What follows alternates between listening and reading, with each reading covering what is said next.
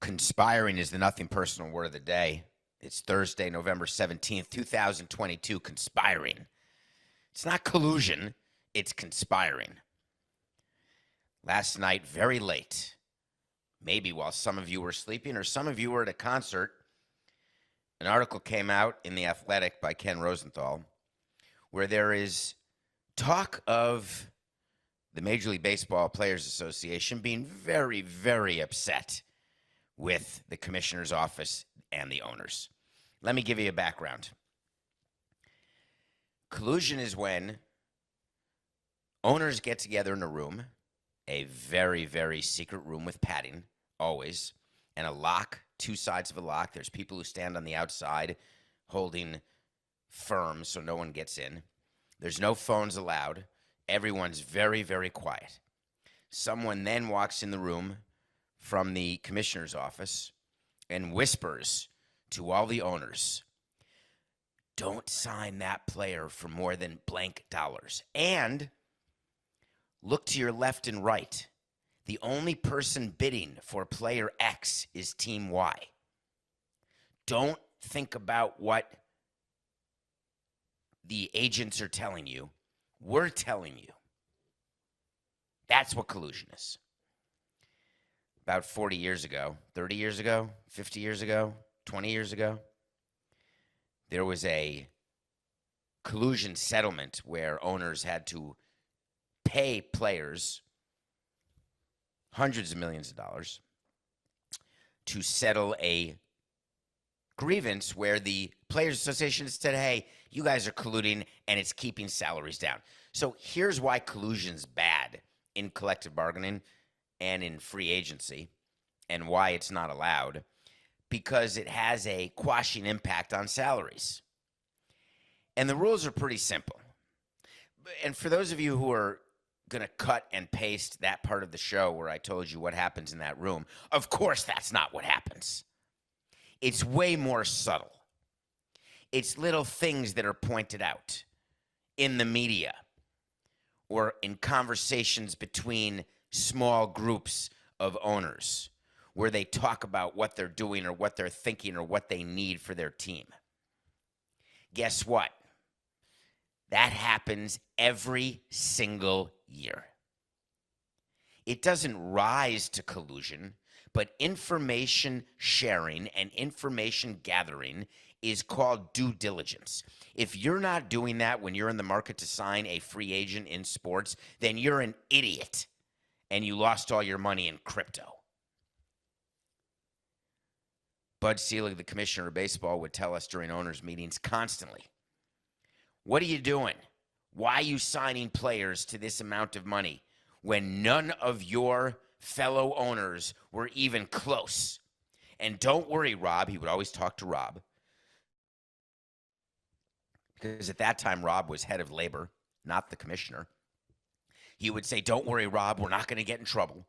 Rob, I know you don't like when I talk about this, but let me tell you something, gentlemen, and that's what he would say to the group of owners and presidents in the room. What is wrong with you? Your team stinks and you think you're going to make it better by overpaying for a player who's not going to help you win? Rob Manfred and then Dan Hallam after that would get very upset, but it would not be collusion.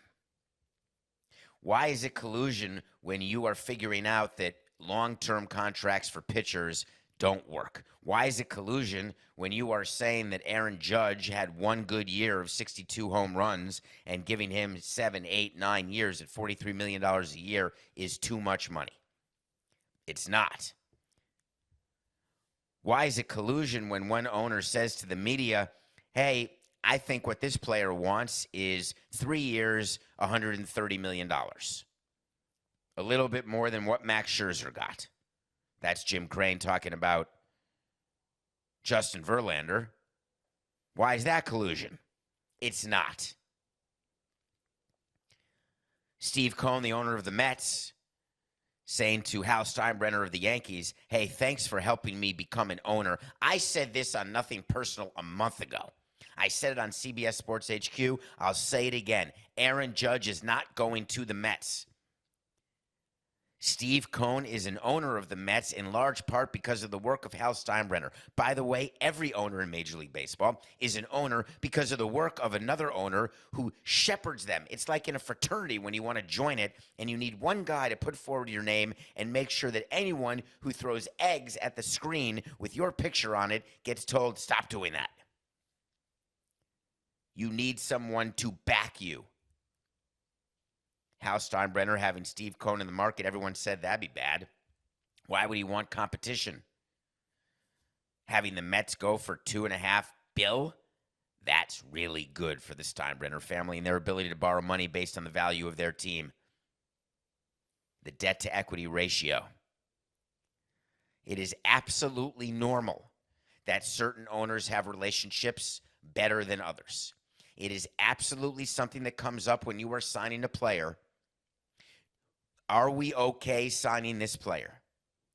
It was a factor when we signed Jose Reyes away from the Mets. Did we know that we were going to make a bid that the Mets did not want to top? Yes. Did we know that we were giving Reyes an extra year than what was being offered by other teams? Yes. That's not collusion. When you say to a player, what's it going to take to get it done? You know exactly what it's going to take because they tell you, and you understand in the market because you're reading the media, you're thinking about the leaks. I've told you about purposeful leaks. It's not collusion. For crying out loud, do you know that Major League Baseball legally used to have a department where you had to call in offers that you were making to free agents? We did it very quietly, didn't publicize it. And then we would be told, hey, good luck with that. Have fun. We can't tell you not to do it. We're not telling you not to sign a player because that would be a violation. But we're saying, are you sure that's what you want to offer that player? Yeah, we think that's what we need to do to get him. Are you sure that's what you need to do?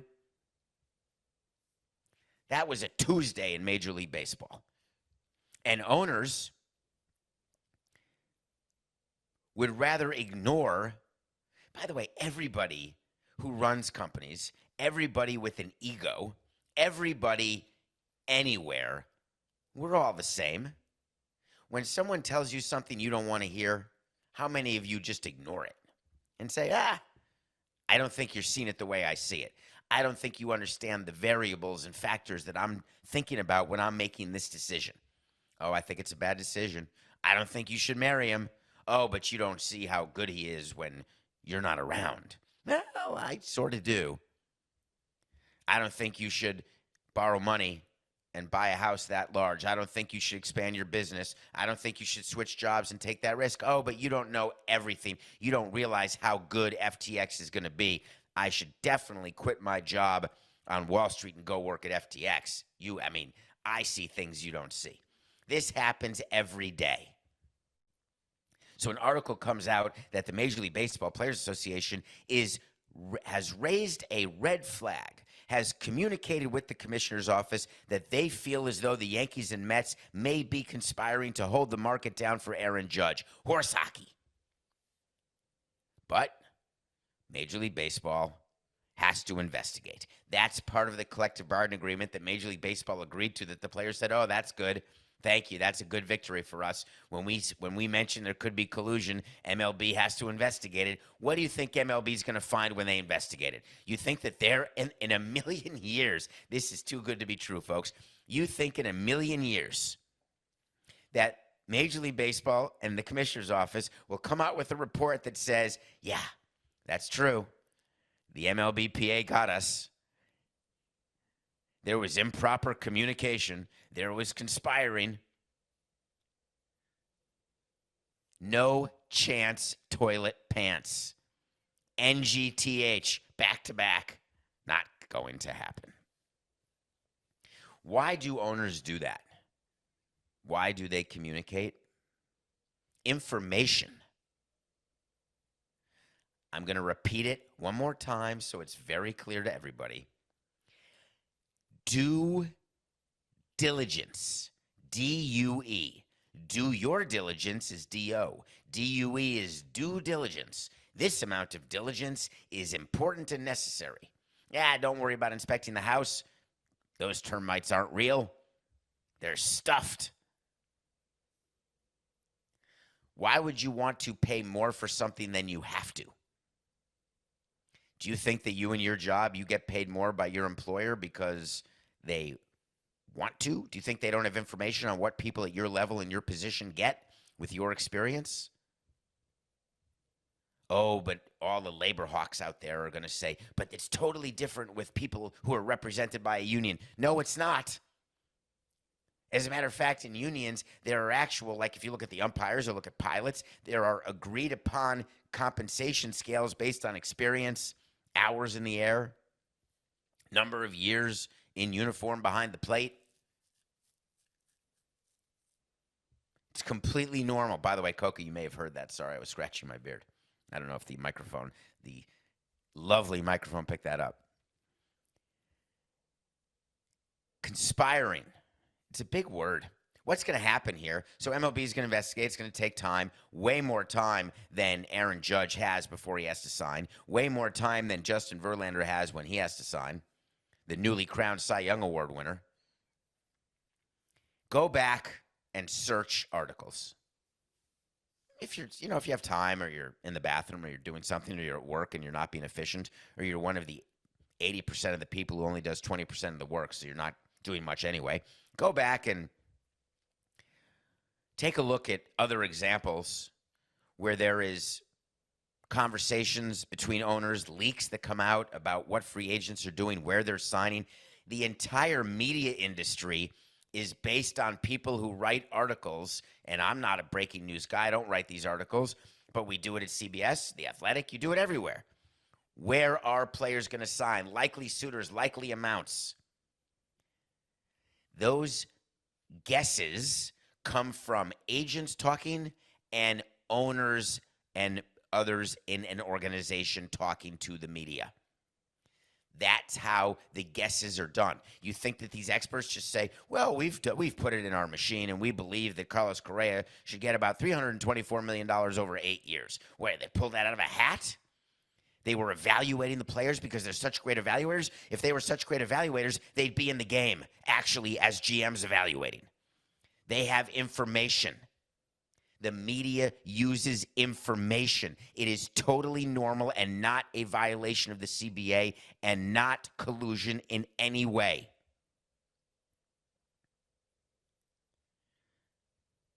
Infuriates me to have to start a show like this. Because the Players Association and the Commissioner's Office, there's no détente.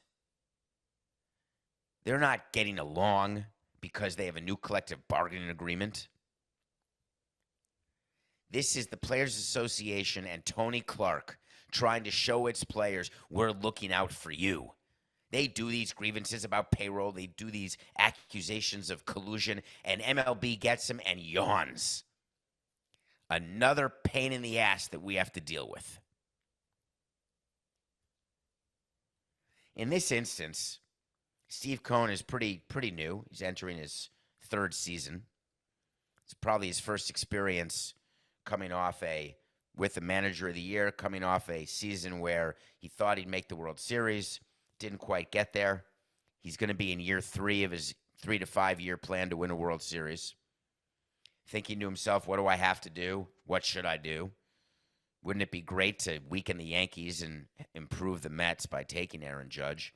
That's not what he thinks. Is he thinking, hey, I'm so upset with the Wilpons because I bought the team for so much and I didn't even get to buy the network, which they still own a piece of. And now the network is reporting things that are being picked up by The Athletic that are now being investigated by the Commissioner's Office. Yes, SNY is where this original article came from, this original accusation that there is cooperation and improper communication between Steve and Hal. He doesn't care at all. Hell, we were the subject of grievances in Florida, and we didn't sit around biting our fingernails, worried about what we'd have to do. Oh my God, you have to increase your payroll. The world has stopped spinning. Is Steve Cohen wanted to sign Aaron Judge? This article accusing the Players Association of conspiring between owners. You think that's going to stop Steve Cohen? Do you think that Rob Manfred's calling Steve Cohen and saying, hey, don't sign Aaron Judge? As a matter of fact, one way to completely avoid this accusation by the Players Association is to have Verlander get more than Max Scherzer and to have Judge go to the Mets for $500 million. Because all the Players Association is trying to protect against is salaries not going as high as they could go. Another example of the Players Association only caring about the top of the top. What about all the mid-level free agents who aren't going to get crap every year, who just go into oblivion, into retirement that the Players Association doesn't care about? It's like they are a big version of Boras. Oh, but they're different now because they represent all the minor leaguers. They care about everybody equally. It's laughable. They want to take care of the power. The power is in the money, and the money is in the top end of the class, and that is a tiny percentage of the union. But those are the influential members. Those are the influential agents. That's the way people in the Players Association keep their jobs. So everybody out there who's all excited, relax. There's absolutely zero conspiring. Bryce Harper won the pennant for the Phillies, making his deal with Philadelphia outstanding. The owner, John Middleton. This is good. Is this opposite of conspiring? Is this the anti-collusion? When John Middleton, the owner of the Phillies, says about Bryce Harper, wow, we cannot pay you enough for what you do. Really? I think you're paying him just fine for what he's doing. Probably too much. It's so fun. I cannot explain to you how cool it is to be in the playoffs. And when you're going through the run, you just feel like it's 1 month, but God, it's the greatest month of your life. And then it ends like that. And then reality sets in. And you have to start pushing the boulder back up the mountain. The Phillies are back in last place in the National League East at 0-0.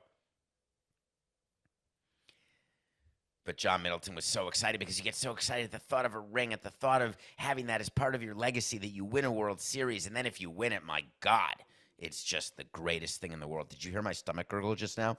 I'm not allowed to eat because I'm going to the doctor later.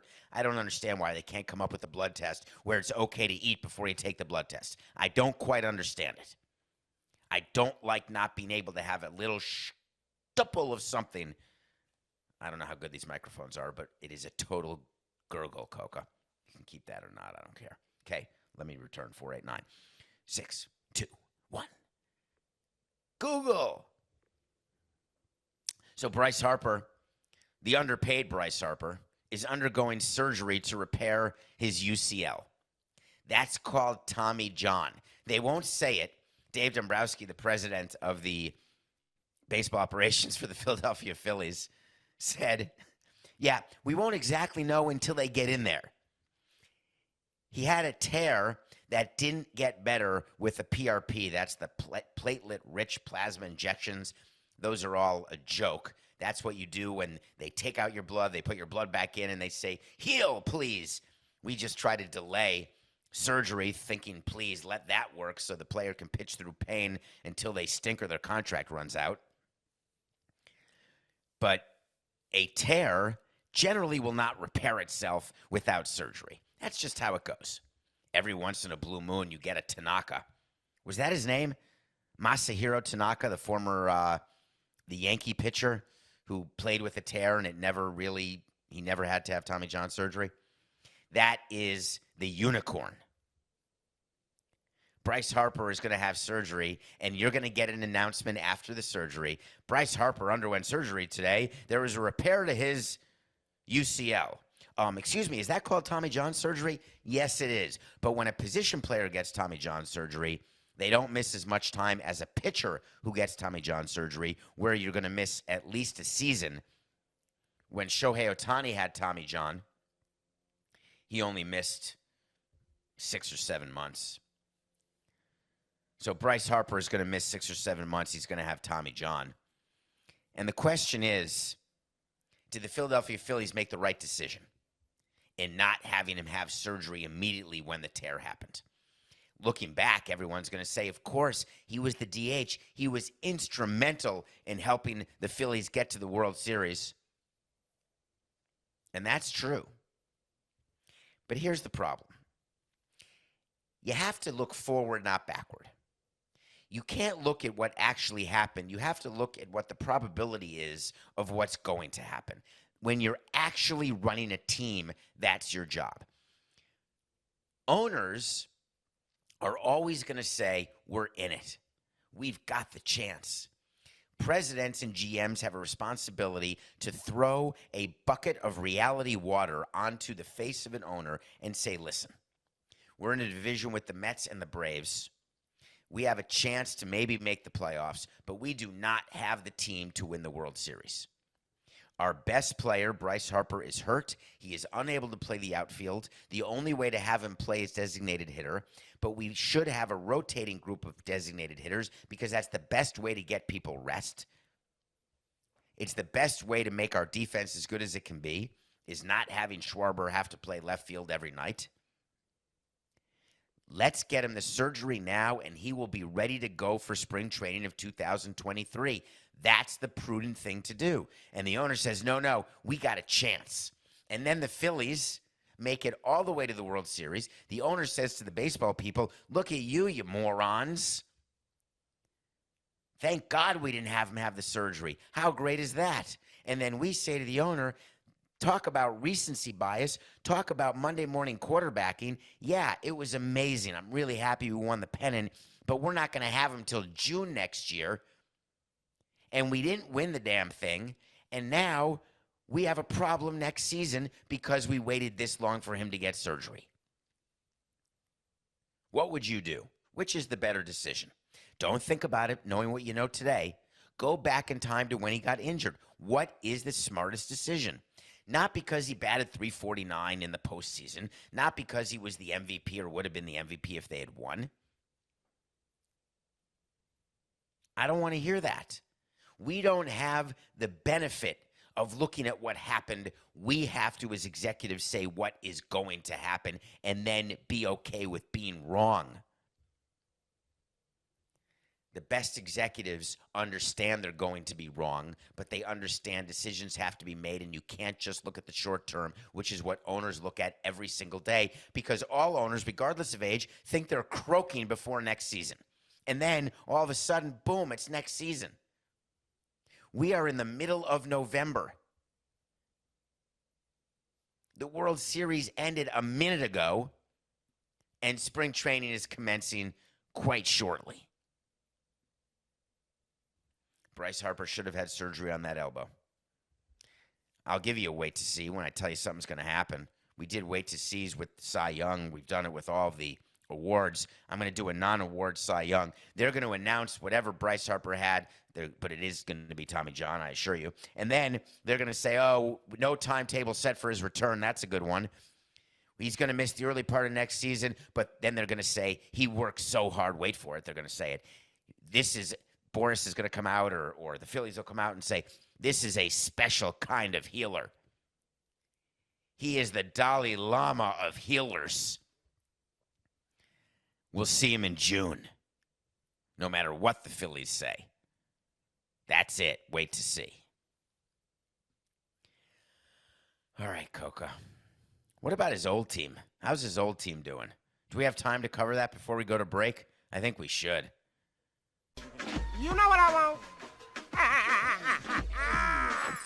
I want to talk to Samson. So you want to talk to Samson. It's a baseball question. Get into Twitter at David P. Samson. Hi, David. Hello. Nationals question for you. Do you see how it fits with Bryce Harper? Because Bryce Harper used to be on the Nats. Do you remember that? What should the Nationals do to compete again? What should they do about the unbelievably awful Patrick Corbin? Is Steven Strasburg's career over? Could they still have Bryce Harper, Juan Soto, and Trey Turner on the team? And should I blame Scott Boras or Ted Lerner for this? That's awesome. The Washington Nationals won the World Series in 2019, and here we are 3 seasons later 20, 21, 22. We're about to be 4 seasons since they won the World Series. You shouldn't be surprised that your team is different. When you won the World Series in 2019, that leads to irrational exuberance. Winning always leads to irrational exuberance unless you've got a team president like me who says to the owner, hey, listen, we don't have the money to do this. Sorry, we can't re-sign Pudge. Let him go to Detroit. But after a World Series, you want to run it back. After making the World Series but not winning, you want to run it back. After losing in the LCS, you say, hey, let's run it back. Why do you think the Yankees re-signed Anthony Rizzo? There can't be any other reason. Why would they want to overpay for Aaron Judge, which it will be an overpay. Whoever gets him, it's going to be an overpay. You want to feel like you want to run it back. And then we're told in commissioners, owners' meetings, running it back doesn't work. My entire time there, no one ran it back. Not one team since the 98 to 2000 Yankees has been able to, quote-unquote, run it back. Because that's what running it back means. It's winning the World Series again. But what we say inside front office is, no, we won the division. Let's run it back. Let's win that division again, and we'll be better in the playoffs. We'll get luckier. There's something going on with the Washington Nationals that is not being widely reported. It has nothing to do with the billionaire status of their owner, who, by the way, is a billionaire, but that has nothing to do with it. He runs it like a business, as he should, and the business has money tied up in an account. There has been litigation going on forever about the network that was started there when the Nationals moved from Montreal to Washington. And a TV network was created called MASN. MASN is a network that is owned by the Orioles that pays rights fees to the Nationals with an agreed-upon amount, such amount to be renegotiated and reset every 5 years. There has never been agreement between the Angeloses, who are the owners of the Orioles, and the Lerners, the owners of the Nationals, about what the value of the TV rights are. Therefore, there has been a dispute that has been before baseball and been in and out of regular courts because the Orioles are constantly being sued by the Nationals saying, pay me my money and get me more of it. So the amount of cash that the Nationals actually have to spend on players is way less than it should be because they've got a ton of money that is being held up. So there's going to be a time when the Nationals, when this is settled, get a huge amount of money, current day cash. I'm not talking about accounting. I'm talking about current day cash. Available cash for operations. The MASN situation will only be resolved upon a change of control.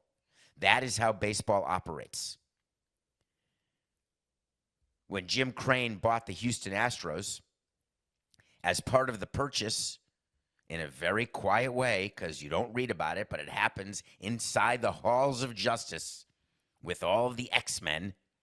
That's got to be a mixed metaphor. Jim Crane had to agree to move to the American League before he took the team. That's how it goes. The person buying the Nationals from the Lerners, the person buying the Orioles from the Angeloses, as part of those purchases, MLB will require a settlement of the MASN dispute.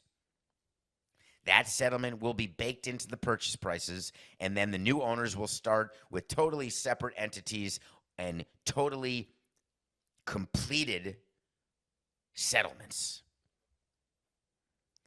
The Nationals are for sale. The Orioles are for sale. Those deals will get done, and until that time, nothing's going to change with MASN. And until that time, the Nationals are not going to be spending the amount of money on payroll that they could. There is no team that could have Bryce Harper, Juan Soto, and Trey Turner. There is no team that has the revenue to have three $300 million players. Turner actually is going to be $250, let's say. He's an unbelievable shortstop. Unbelievable. Soto's going to get over $300 million. Harper already got over $300 million. The Yankees have Stanton at $300 million, Cole at $300 million, and if they keep Judge at over $300 million, they're the Yankees. The Nationals and Orioles do not have the revenues, do not have the local gate receipts, broadcast revenues, even when the Masson dispute's over, they do not have what exists in New York. It just doesn't work. So they were never going to have those players. So for you to blame anybody for their steep decline is incorrect. That's number one. That's just how baseball is. That's how all sports is. What about Patrick Corbin? Your question is a little different. Your question really is asked, what do you do with overpaid players who no longer can perform, and you sign them to long-term deals and celebrate it? When the Nationals signed Patrick Corbin, it was a huge deal. Everyone was all excited. Wow, they got another starter to go with their unbelievable rotation. He was the single worst player in baseball last year. Here's what you do. Release him. It's what the Cubs did with Jason Hayward. It's what the Angels did with Albert Pujols. When you've got a player overpaid late in a contract, it's what the Marlins did with Wei-Yin Chen. Even the Marlins do it. You release the player.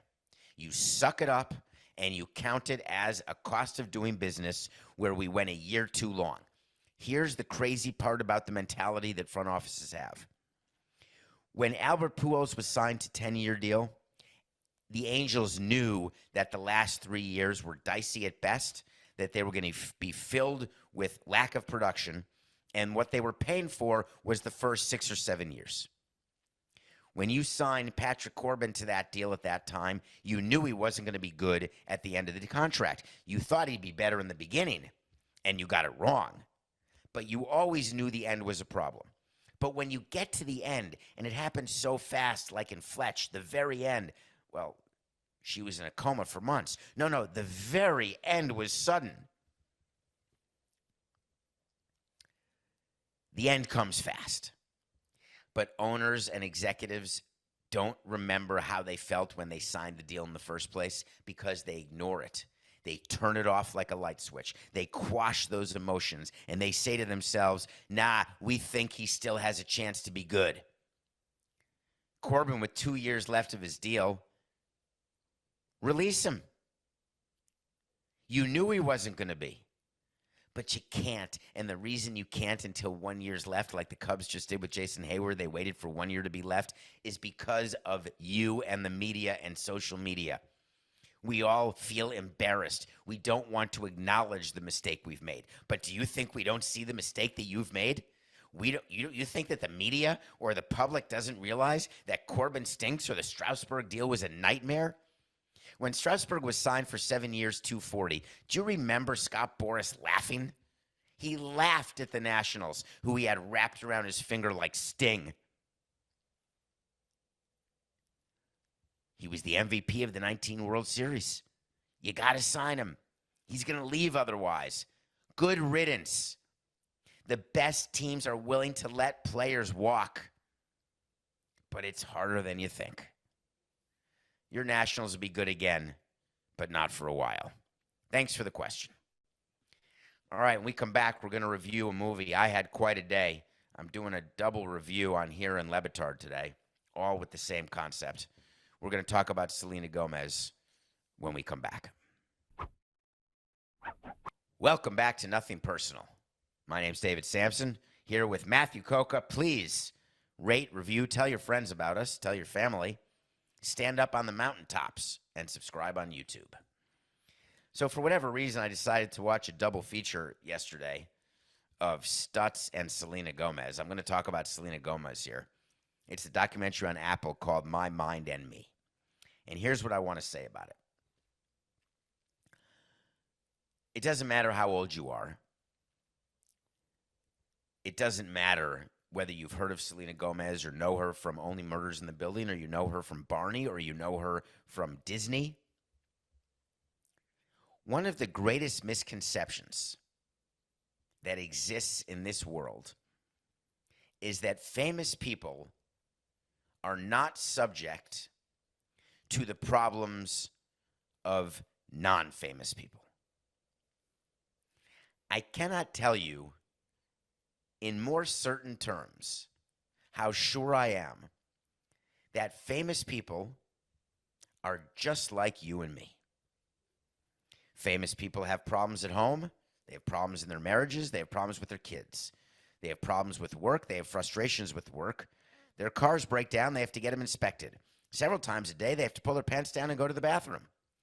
They get into bed and wash their face and brush their teeth twice a day. They've got friends. They've got people who talk about them behind their backs. They've got people they love. Their heart gets broken. They have back pain, shoulder pain, hard time getting out of bed in the morning as they get older. There is no difference. Everything you feel, they feel. There is a difference in money. More money, different lifestyle. Difference in attention. The attention they get. The special perks they get. All of that is true. And at the end of the day, fame is so unbelievably fleeting and meaningless. At the end of it all, the amount of money you had never mattered, doesn't matter, because we all end up the same, just like we start. Of course, many of you say, no, people are born into privilege. People are born with the chance to be famous or to be rich, or they're already born rich. Some people are born in squalor and they can never escape it. All of that is true. But we all have an arc of life. Selena Gomez's arc, and she's young, has been troubled. She's a diagnosed bipolar who had a psychotic break that caused her to be hospitalized. She has the pain of loneliness, which I understand greatly. You can be surrounded by people and feel incredibly lonely, as perfectly stated by George Clooney in Up in the Air. Lonely? I'm surrounded by people as he walks through the airport. That's not how it works. In this documentary, you get a deep inside look at the life of Selena Gomez, and you're torn because she's unhappy and you can see her hurting. It's so easy to see the pain, but then you ask yourself, why does she continue to do the things that cause the pain? Why continue to tour? Why continue to make appearances? Why continue to live a life that causes the loneliness? But that's not how it works. How many of us continue to do things that we know are bad for us? How many of us continue to do things thinking that the outcome will be different this time or next time from the previous? How many of us continue to do things that we are positive will result in something different, and then are surprised when it's the same? That's how I felt about looking at Selena Gomez, which is people are going to say, just quit show business. That'll solve your problems. But at the end of the day, it's about her. You can never escape yourself. That's why we work on ourselves. That's why we go to therapy. That's why we need help. Selena Gomez, My Mind and Me. It's worth watching. Okay, let's update the FTX lawsuit right now. And the reason that's coming up is it's getting a brand new round of attention because famous people are involved. There's nothing better than suing a famous person. Gets you good attention, good headlines. Tom Brady sued in a class action lawsuit for misrepresenting to people what FTX and the cryptocurrency was. The Golden State Warriors, you're being sued. I think Larry David's being sued. That'd be a good one if you were. I like that. Shaquille O'Neal, you told me to buy FTX. You're sued. Steph Curry, that wasn't very nice of you. You shouldn't have told me that FTX was going to be safe when it was really a Ponzi scheme of crap, cryptocurrency. When we were getting rich quick, we felt so good, and then we had no money in our accounts, and we have nowhere to go. It's not FDIC insured. Oh, side note of this lawsuit. Wouldn't it be amazing if cryptocurrencies were insured the way your deposits are in an actual bank? Isn't that the whole purpose of cryptocurrency? Because the actual banks are fraudulent and it's not safe, so you should be in our world of crypto. Where's everyone now? They're in the regular world of lawsuits and courts. I don't think you should be allowed to access the court system if you lost your money in cryptocurrency. If you were stupid enough to take a naming rights deal because of greed. If you didn't understand the possibility that one man would take all your money and there's not one goddamn thing you can do about it. Nah, let's sue the famous person. We're going to get all of our money back. So this class action lawsuit was filed. Tom Brady and Shaquille O'Neal and Steph Curry, the Warriors, they're not nervous. They're not going to spend a penny defending it. All of them have contracts with FTX. All of them have perfect legal arguments where they are not only would have their expenses paid in any sort of litigation, but they're held harmless. They're not liable for any actions of FTX. When you are a spokesman for a company, you are not liable. But it's pretty sexy to put them in a lawsuit, isn't it? Let's sue everyone we can, name everyone possible, get front page headlines, and you know what it adds up to? A quarter, which is used to buy your newspaper. God, that made me sound old. It's not a quarter. It's like $1.25 now. We told you this week that the FTX founder is holed up in the Bahamas and not in a Holiday Inn Express. He's got your money, and he still has it. He's not coming back to the United States anytime soon. And he's not going to be poor anytime soon. The only people who are going to be poor are those of you who lost all your money in cryptocurrency because you're not getting it back. This lawsuit will take years, and they will have to scrape together pennies and then figure out which creditors are going to get it. And you're on a long list, like 1 million of you. Good luck. It's silly that our system allows famous people to be named. First of all, if you listen, when you see famous people doing commercials for stuff, you're okay. Like, you'll buy the sneakers, you'll drink Sprite or Coca-Cola or Pepsi, right? But when investing your money, do you look at a famous person and say, hey, this is a great idea because this famous person did it? That means I can do it. This famous person didn't put $1 of his own money in, and if he did, it was $1 that he was willing to lose. It's like people are saying Odell Beckham.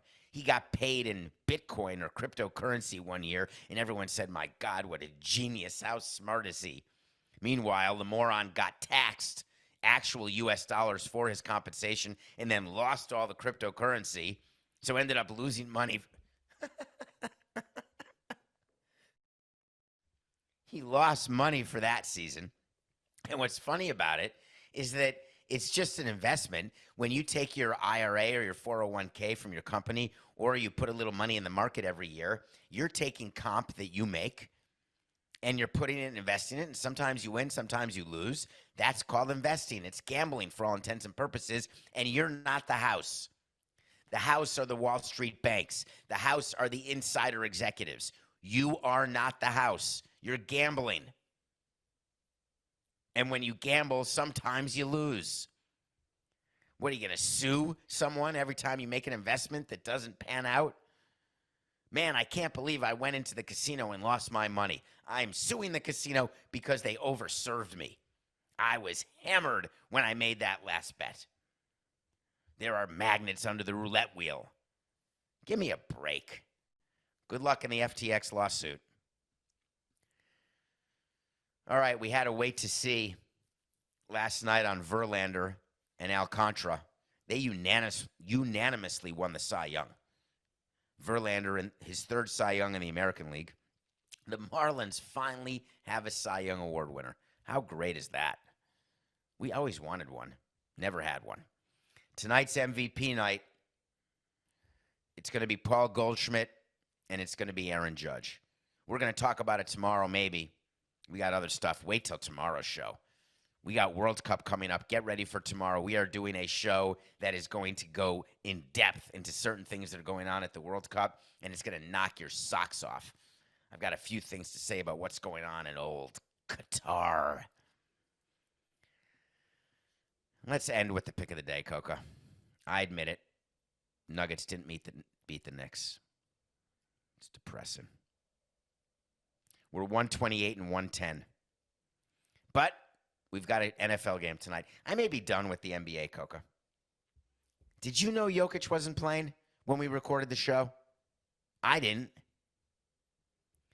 I'm taking the Titans on the money line plus 143 versus the Packers tonight. And the reason I am is that I promised you and me I'm never playing the Packers again.